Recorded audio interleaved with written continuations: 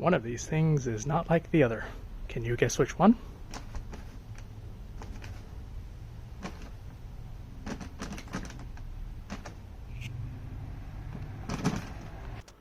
Alright guys, if you haven't already guessed, today I'm making some potting soil, and I'm going to be using a variation of Gary Matsuoka's soil recipe. Hopefully I'm saying Gary's last name right. Gary is the owner of Laguna Hills Nursery out in California. He makes a very well regarded soil mixture called Top Pot. I think it's called Gary's Best Top Pot. You can look that up. It's a soil that doesn't contain a lot of organic matter like you find in a lot of the soils that you get at the big box stores these days. So it doesn't have a lot of wood chips or compost or any of that other garbage.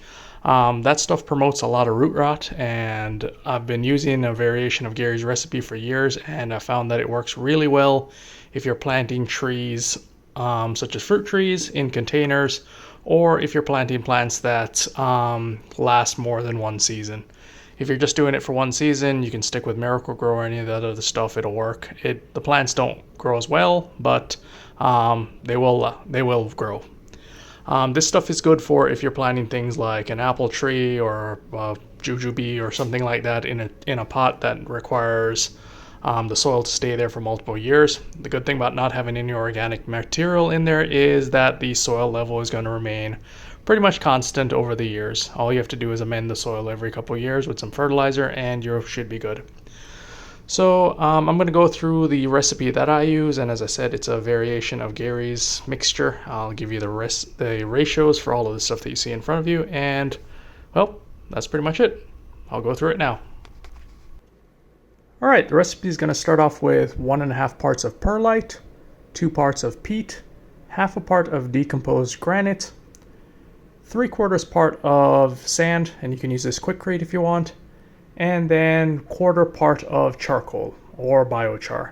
If you want to spend your money on biochar, feel free to, but I've found that using the lump wood charcoal is just as good, and it's a lot cheaper. Just don't use Kingsford briquettes or anything like that unless you want to kill your plants.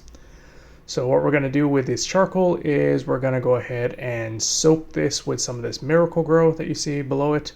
The reason for that is the charcoal will go ahead and start absorbing nutrients if you don't soak it in some kind of fertilizer. And on top of that, we're also going to use some organic fertilizer. So I've got 2 different types of fertilizer, Miracle-Gro and in this case Dr. Earth, but you can use whichever organic fertilizer you want. The Miracle-Gro is probably one of the cheaper options, but you can also use some of the other fertilizers that you want. It's just your choice.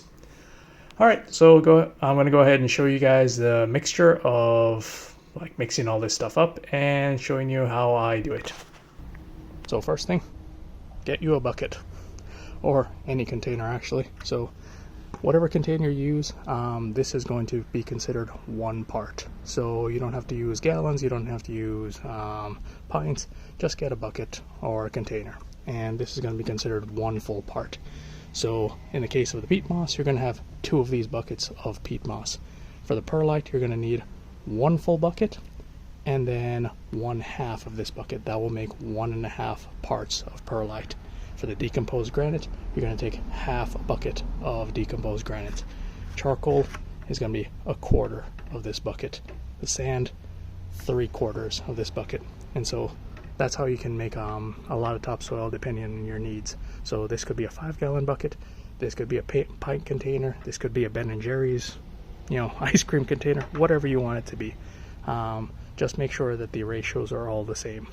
Alright guys, so the first thing I'm starting off here with is the peat. So I'm going to have 2 full buckets worth or 2 parts worth of peat, and that's going to be about 40% of the mixture. You can use coco coir as well if you want instead of the peat, but peat is really easy to find at your local big box store. So this is the first bucket, and then the second one is going to be added.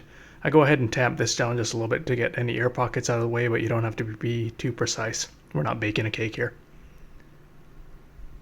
Next is the perlite, so we're going to have 1.5 parts of perlite, which is going to be about 30% of the overall mixture. So this is the second 1/2 bucket. And next is the decomposed granite, which is a half a part of decomposed granite, which is about 10% of the mixture. Next is sand, which is about 3/4 of the bucket, which equates to about 15% of the overall mix is sand. And this is the heavy stuff, guys.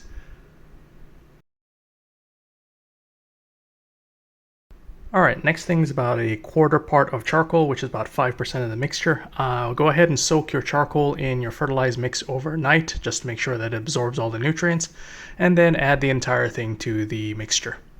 Next thing, you're going to add your organic fertilizer. You can pick whichever one you want. I use Dr. Earth. I found it's pretty good. And how much you add to this kind of depends on how large your mixture is.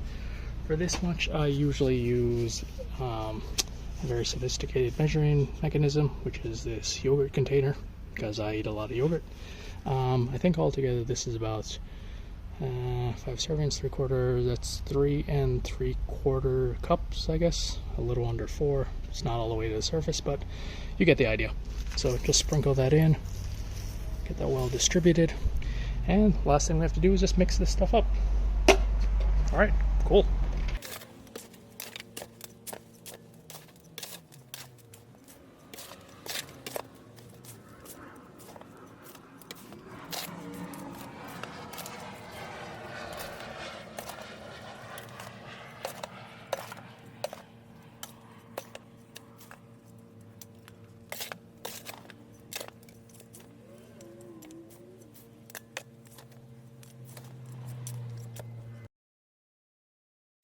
Alright guys, so this is pretty much our final mixture. As you can see, there is quite a bit of it.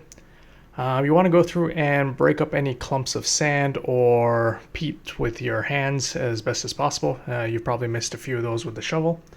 Right now I'm showing you this is kind of a dry mixture just because there is no moisture in here that we've added aside from just the fertilizer water. So you're going to need to go through and give this a thorough wetting just to make sure that it's nice and fluffy afterwards, and then it will look just like normal potting soil that you get from the store, just a lot better. So as I mentioned, there's not a lot of organic matter in this stuff, so it's not going to contribute to a lot of root rot in your plants. I've used it for the last couple years and have had really good success with it. I think you're going to like it too, so go ahead and give it a shot. As you can see, there's a lot of it too. There's a whole wheelbarrow full, so you get to fill a lot of containers. So hopefully you like this. Go ahead and give this a like and subscribe if you want, and give this a shot. Have a good one, guys.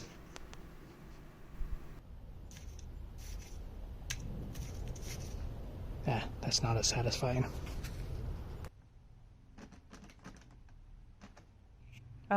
Much better.